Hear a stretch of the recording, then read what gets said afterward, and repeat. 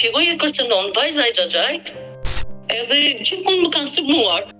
Unë nuk dua të lejmë në Shqipëri, nuk dua të rritem të bëhem.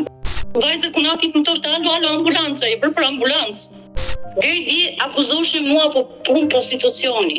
E të mërshme. Me jetimet luaj.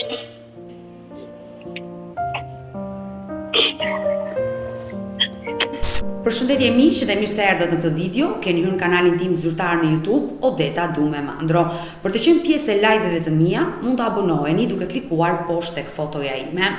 Ditën e sotme me këtë live do të shkojmë në Gjermani. Është një zonjë me emrin Merita, e cila është duke më pritur. Është nëna e 2 vajzave, e cila ka vuajtur shumë në jetën e saj. E humbi bashorti nga kjo jetë nga një sëmundje e rëndë dhe e vetme me shumë sakrifica rriti vajzat.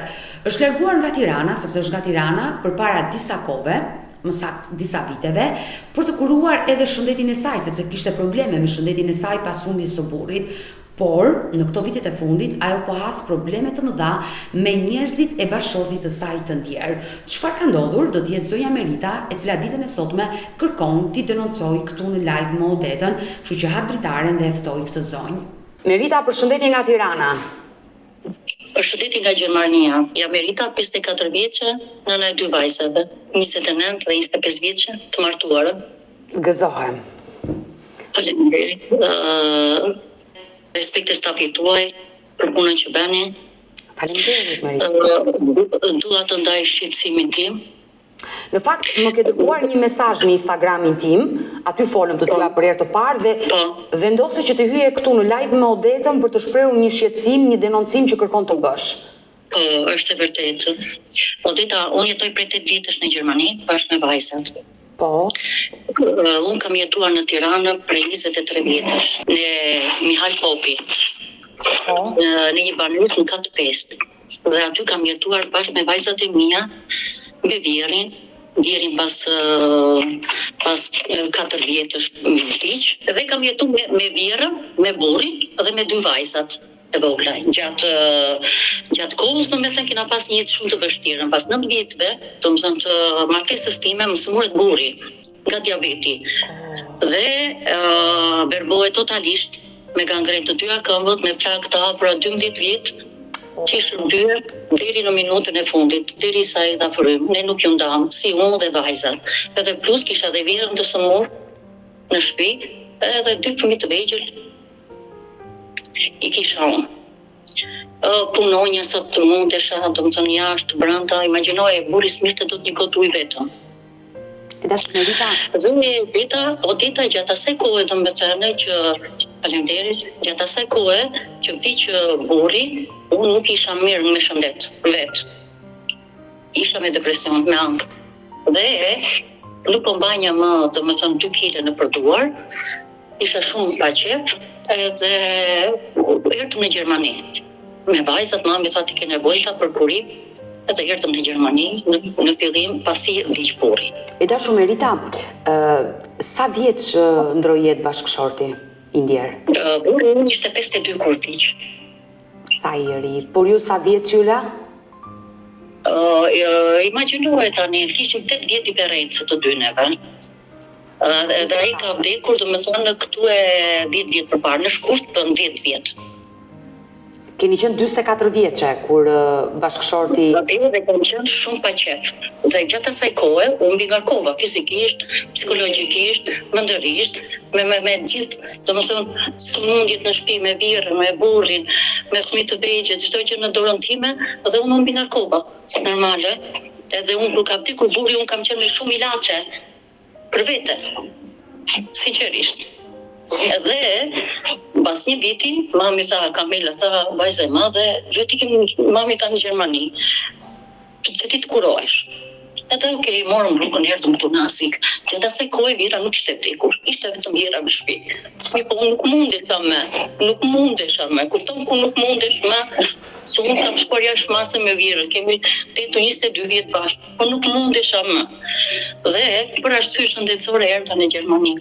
Dhe gjatë kohës në Gjermani, unë pësova një aneurizëm në kokë. Dhe jam me spirale platini në kokë. Mi operacion shumë të vështirë.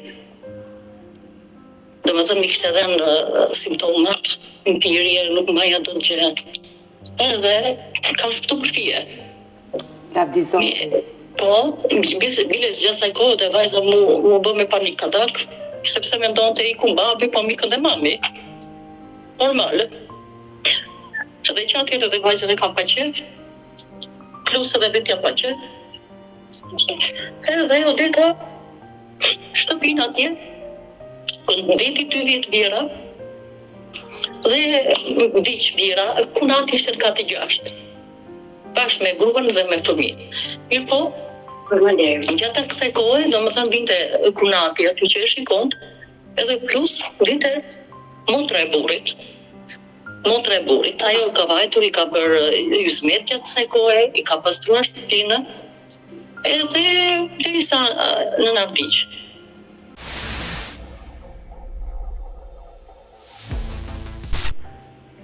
Ajo shtëpi pas ngeli, domethënë çelësat siç e kishin ata lartën e ikëm për ashtu shëndetësore. Dhe shtëpia ngeli në mëshirë të Zotit, në mëshirë të fatit.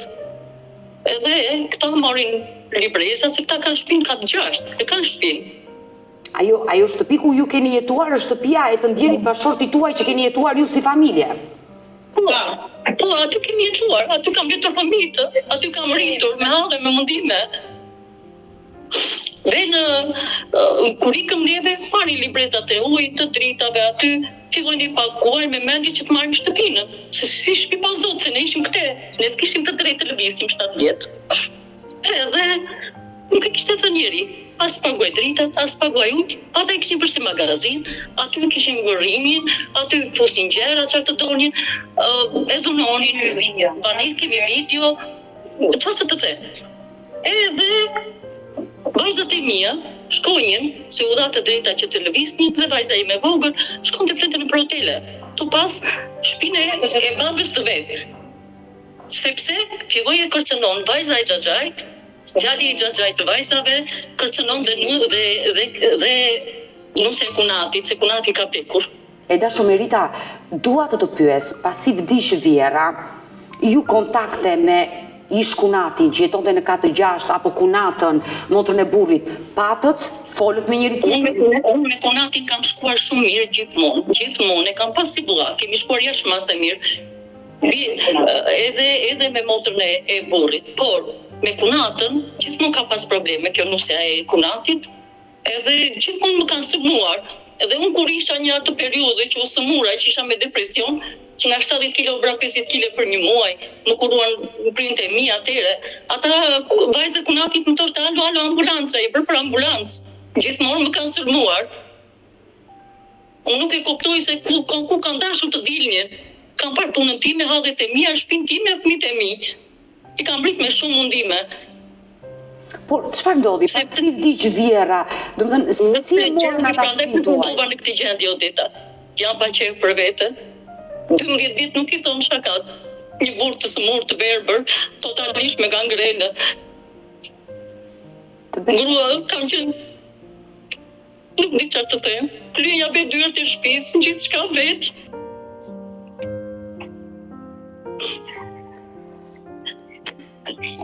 Ngrihen tani vajzat të kunatit, edhe thonë shtëpia e gjyshit. Ato i kanë shtëpi lartë. Kur kanë bërë shtëpi lartë, ata në katë 6, janë vine, shpinë, si kur është ekzistuesja tona, kërkuan atyre 3 milion. Edhe ne jam bërë motrës të burit atyre se s'kishin, edhe likuduam, qa kunati nuk duam me asnjë gjë. Në rregull. Edhe kur bërë pjesën lartë, dhe i pjesë ishte edhe tona, që e bën ata pjesën lartë. Tani çfarë kërkojnë me? Çfarë kërkojnë me? Është pja gjyqit, me gjyshi.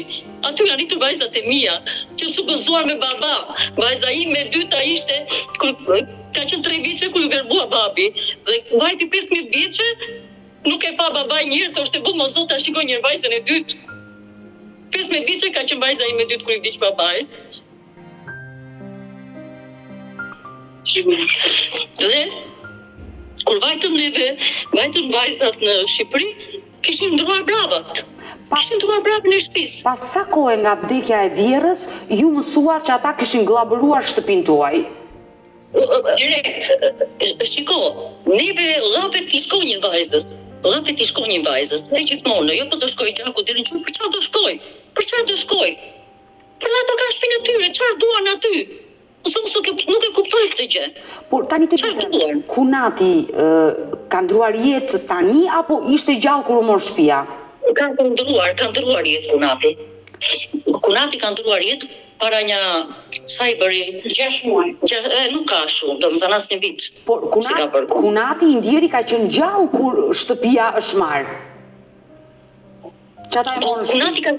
Kunati ka qenë i sëmur. Ka qenë i shtrirë në krevat. Kunati ka qenë i shtrirë në krevat me ishemice rëbjale. Dhe çfarë mund t'i bënte Kunati atyre? Dhe këtë e ka bërë nusja e tij me fëmijët. Nusja, të gjitha i bërë nusja dhe fëmijët. Dhe si quhet se ti e ke Kunat, si quhet Kunata juaj? Hajrie, Qiraku, Hëna Qiraku dhe Samir Qiraku. Fëmijët.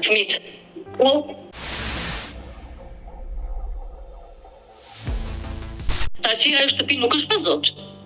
Aty janë lindur fëmijët e mi. Aty i kam shërbyer burri 12 vjet. Aty kam shërbyer birrës.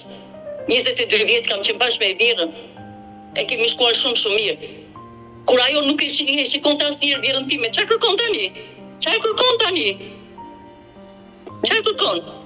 Merita, të lutem, më tregon pak momenti kur vajza i dolën dokumentat dhe erdhi në Shqipëri. Çfarë ndodhi? Ajo do vinte te shtëpia e saj, normalisht.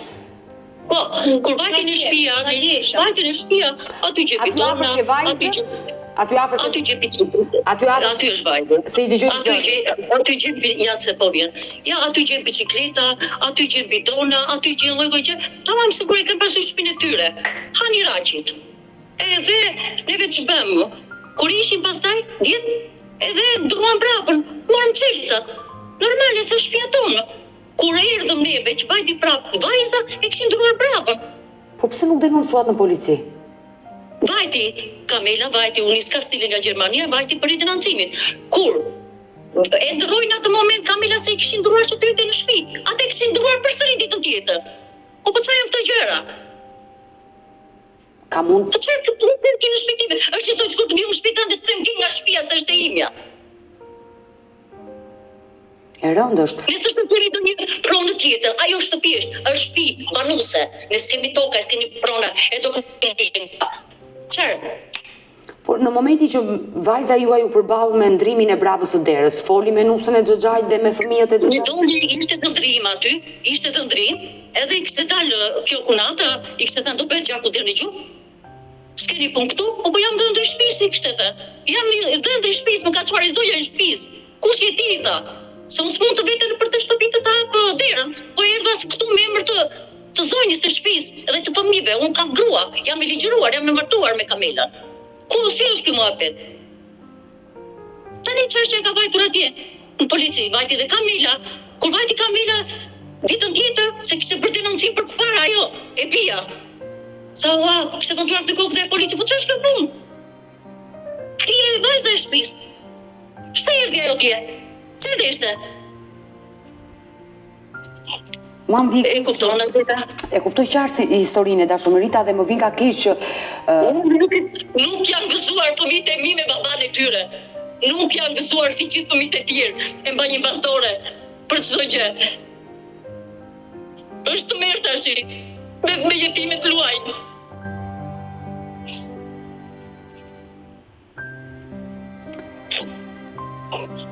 Ti e dashur Merita, ke mundur dot vetë të flasësh? Me ato nuk flitet, Odita. Me ato nuk flitet. Sinqerisht nuk flitet.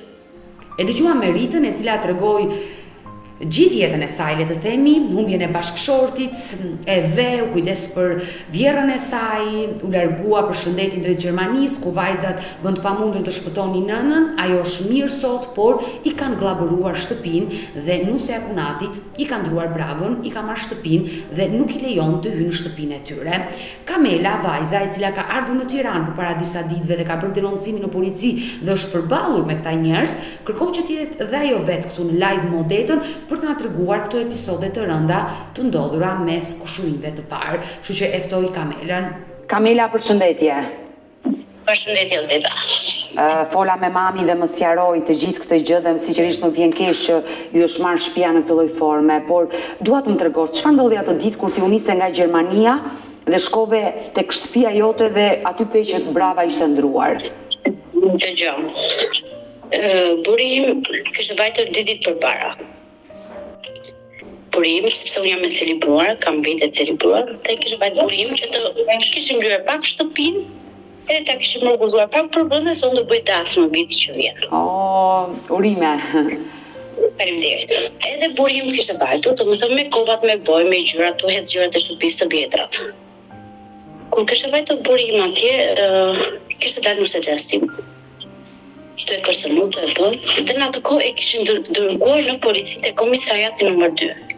Kishin denoncuar burrin tënd? Po. Për hajdutlik. Për punë hajduti, që ky është hajdut. Okej, ky dashnori i gocës së tim, me se çfarë kishte shpik në kredi shumë mirë. Okej, në rregull. I thash burrit tim, më prit në Tiranë se unë po nisem, dhe unë atë ditë jam nisur drejt nga Gjermania për Shqipëri. Kam vajtur në Shqipëri në orën 11 të natës, mos gaboj. A ditën. Ditën tjetër në mëngjes jam nisur nga shtëpia e burrit tim dhe kam shkuar ke shtëpia ime.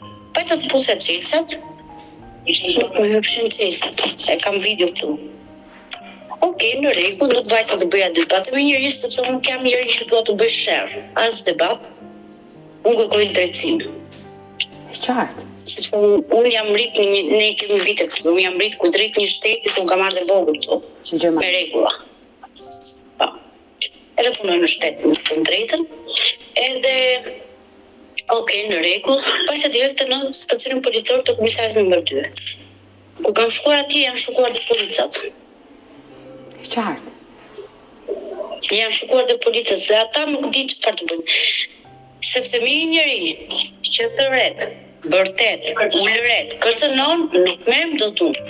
Përveç se shteti unë nuk merrem. Dashur Kamela, përpara se të më tregosh ngjarjen, çfarë ndodhi më pas, kjo marrëdhënia kështu ka qenë historikisht mes ju?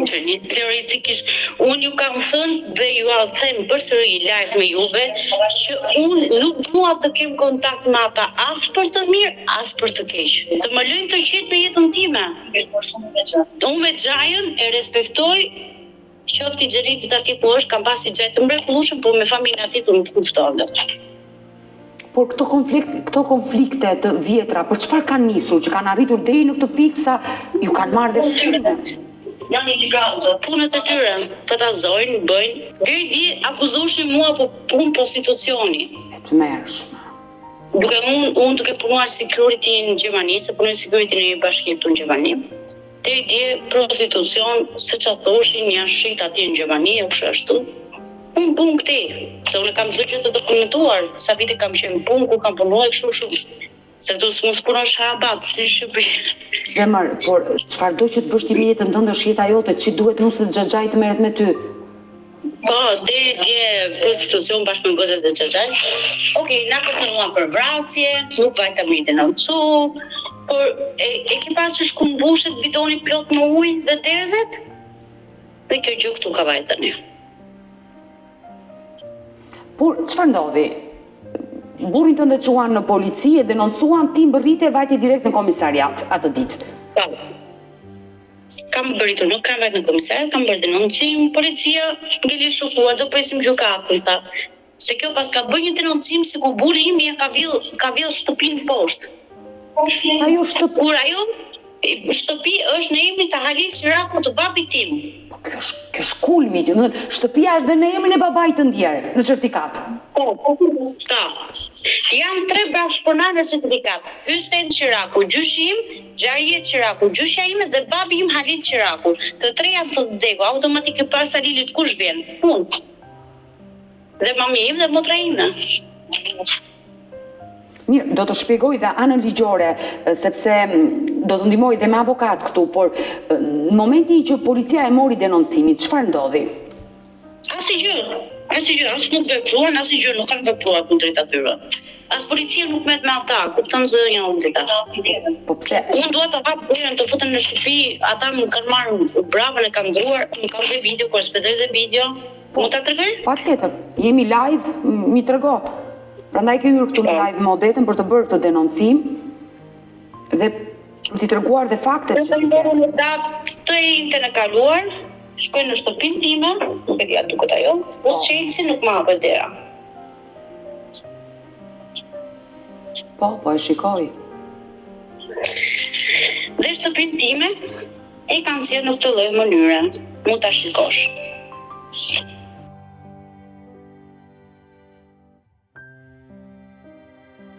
Nuk janë gjërat e mia këto, janë gjërat atyve, të familjes lartë, të Xhajës. Shife. E qartë, e kuptoj. E kam bërë se stadium, urdhëro dhe video tjetër.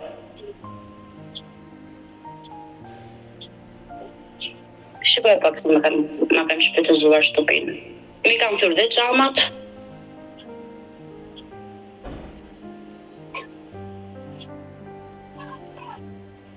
Dhe sot kjo shtëpi shfrytëzohet nga ata.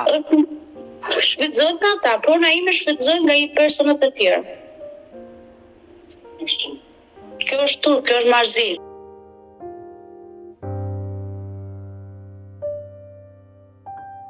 Do të tregoj edhe një foto tjetër nga jashtë, se një sekondë lutem. E qartë, sa ti ta gjesh gati video. Sa jam kthyer. Unë dje jam kthyer nga Shqipëria. Ju jeni kthyer dje nga Shqipëria. E shikon xhamin që është aty? Po. Kjo është shtëpia ime. E shikon si e kam bërë? Kjo është shfrytëzim prone. Tu në Gjermani dënohet me ligj, nuk e di sa dënohet në Shqipëri. Po këtu në Gjermani kjo dënohet me ligj. Por pse e kanë bërë këtë gjë? Që edhe e kanë thyrë xhamat edhe kanë dënuar pronën. Sepse as vetë se di pse. Se ta dija do ta thoja. Me marr shtëpinë e Xhajës.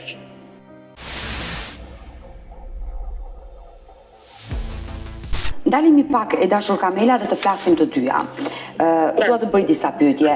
Me hallën tënde ke folur, ajo si ka reaguar në këtë, sepse të dy vëllezër të ndjerë i ka patur, dhe sot është konflikti mes fëmijëve të Xhaxhait dhe me ju. Halla juaj, motra e babait.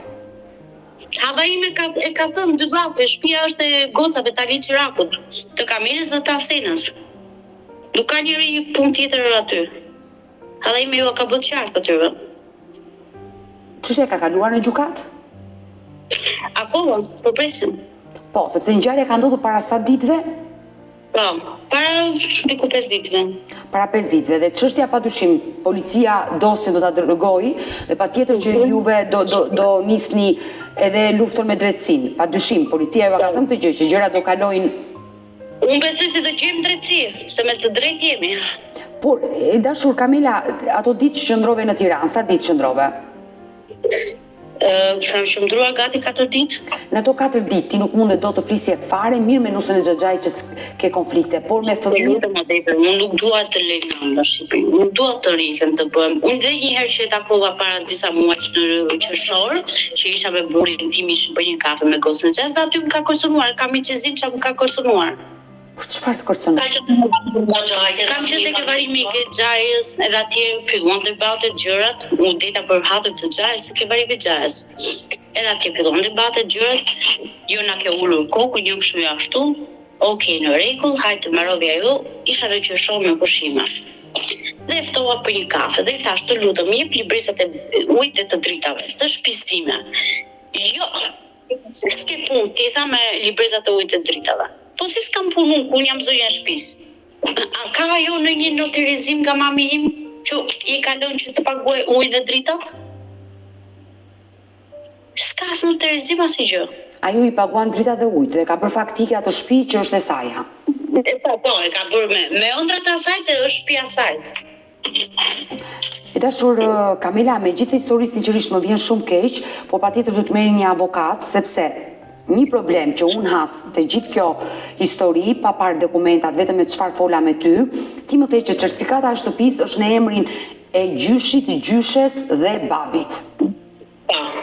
Dhe nëse kjo certifikat ka 3 persona, 3 emra, që të 3 fatkeqësisht janë të ndjerë, duhet të dini se gjyshi dhe gjyshja ajo pasuri ndahet mes fëmijëve të ti. Gjyshja ime kalon një certifikat të çelje trashëgimie para se të ketë vdekur. Pra, po mi sqaro dhe mi jep këto detaje, prandaj dua ti di të gjitha këto detaje. Kur ky babi im gjallë dhe gjyshja ime e çon në Terezin. Gjysha. Dhe gjysha kalon pjesën e vet dhe të burit të sajt ja kalon babi tim të ndjer, Haliç Raku. Ju e keni të faktuar këtë gjë? E ka me dokumenta çdo gjë. Dhe kjo është gjë më e rëndësishme, sado ajo të bëj këto lloj konflikte, ta dhunoj pronën, ta mbaj peng pronën, ajo do ta mësoj nga gjykata se kush i takon ajo pronë, kush e ka atë pronë, dhe ajo do dënohet padyshim me gjithë veprime që ka bërë. Si ajo dhe fëmijët e saj. Jo. Unë shpresoj të dënohet.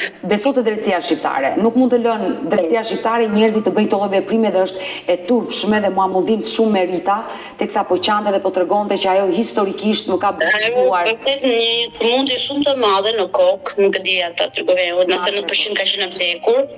Dhe ajo është, si ta them, me një thes me ilaçe. Ajo jeton nga ato ilaçet. Dhe unë po ta sjell në Shqipëri, të jetoj kjo në Shqipëri, kjo s'ka jetë më.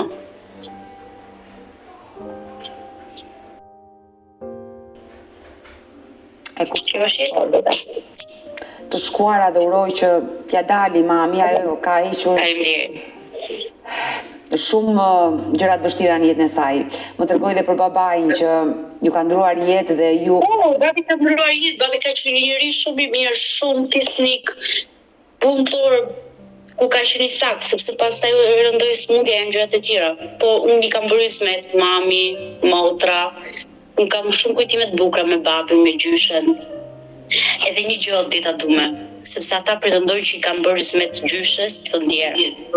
Mami ishte definituriku në Gjermani neve që tash do të thënë që i kena bërë ismet në Naxhirës të ndjerë. Ku ka vajtur halla ime, me i bërë ismet në nëz vet, edhe ka pastruar shtëpinë. A mund të them ishte bërë shtëpia si kazan plerash? Dhe minë të ngordhur ka gjetur aty? Ku ishte shërbimi këtu? Me minë të ngordhur?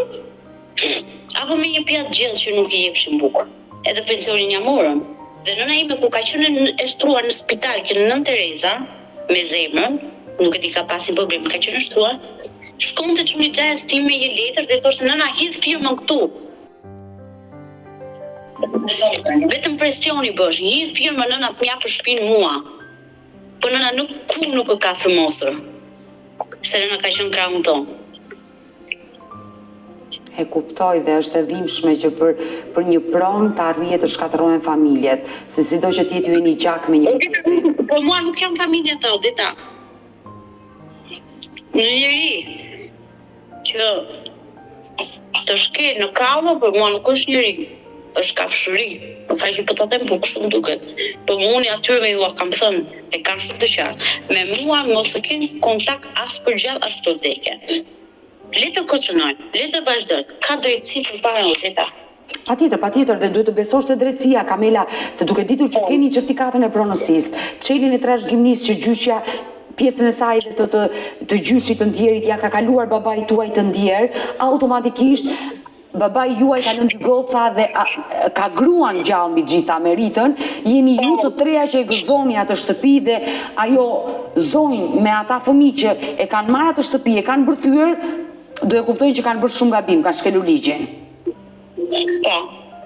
E dashur Kamela, unë jam e sigurt, ata jetojnë këtu në Tiranë, ata jetojnë në katin e 6. Ju keni shtëpi në katin e 4, mos gaboj. Në katin e 5. Në katin e 5. Ata janë si të teracës tima. Më fal, babi më ka dhënë dhe teracën edhe 3 milion lek. Ma tregoi nëna, pa ato 3 milion lek për çfarë ja dha? Edhe e bëri një kompromis me xhajen atëherë, si vlla me vlla, o vlla i tha mi, 3 milion lekë dhe unë s'kam punë tha motha me shpintate tha. Gabimi babit tim, që se ka marrë me notarizim, ku ja ka dhënë lekët. E qartë. S'ka punë me notarizim. Është gabim i vajtim, sepse shkoni shumë të dy me njëri tjetrën.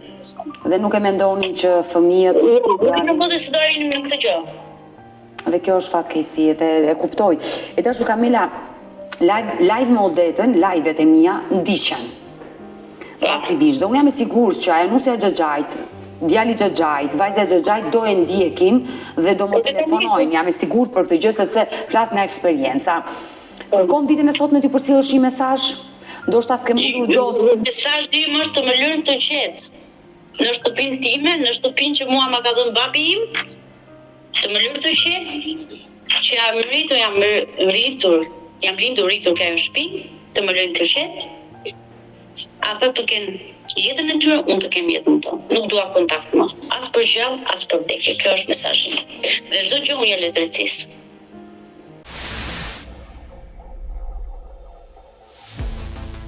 Sinqerisht më vjen shumë keq, sepse Kamela më tregoi dhe konfliktet e hershme që keni pasur me të njëjtën kunat, e cila jo vetëm të ka bulizuar, por edhe gocat e tua është sjell keq. Kamela më tregoi që kur i kanë në Gjermani ato ç'a nuk thanë për mua dhe kjo është e rëndë.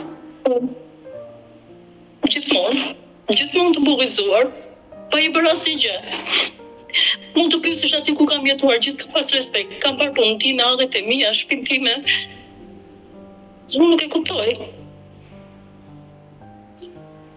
E kuptoj që Ku do të shkoj nuk e kuptoj.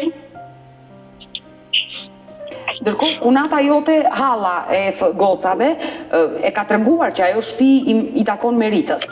Po patjetër. Pra, Kamila, Asena, vajza tjetër kanë shumë kontakt me Hallën, shumë. E respektoj. Ajo është në krahun tuaj, por gjithsesi unë nuk dua të... Edhe unë kam kontakt. Ajo është kunata jote.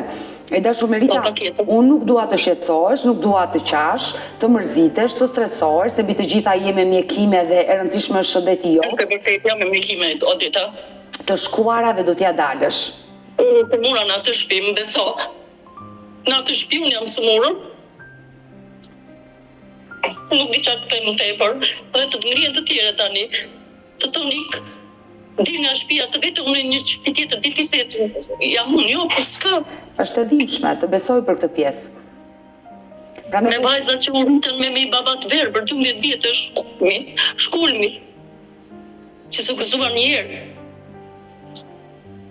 Por gjithsesi, vajza juaj Kamila më tregoi pak historikun e pronës dhe mos u trëm, nuk ta marrin dot pronën. Keni çdo dokument që e faktoni? Besojnë në ligji, besojnë në ju, Odeta, në emisionin juaj. Dhe faleminderit që më dëgjuat. Unë nuk di çfarë të them më tepër.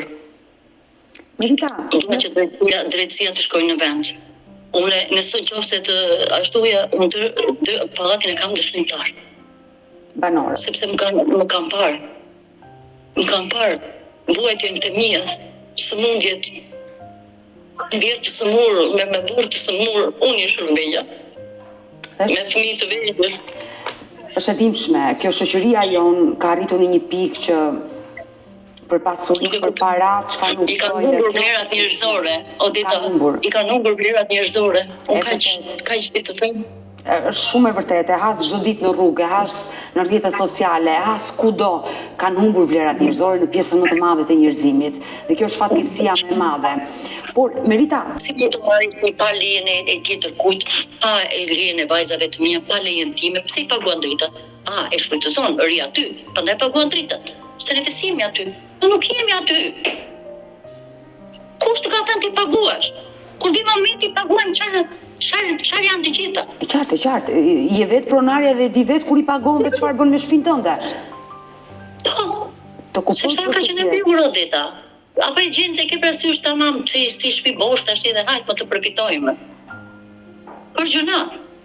E dashur Merita, unë jam e sigurt që kunata jote, fëmijët e kunatit do e ndjekin këtë live. Do dohet ju përcjelli një mesazh ditën e sotme duke ditur që ke shumë kohë që nuk flet me ata njerëz.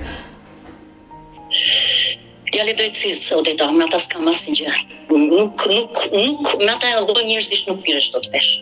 Nuk miresh vesh. Është e pamundur.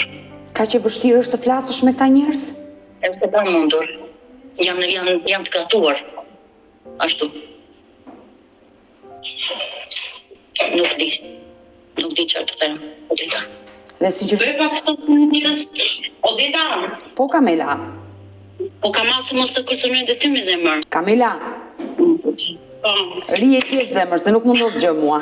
Nuk do të bëj problemet e ty. E dashur Merita, ne do vitemi të dyja së bashku në kontakt, unë uroj që të kem reagime nga pala tjetër, uroj që ata të më telefonojnë, të dëgjoj dhe zërin e tyre, padyshim unë jam një gazetare që dua të dëgjoj dhe palën tjetër për të kuptuar të gjithë këtë ngjarje, por nëse ju çfarë tham janë të vërteta Odita.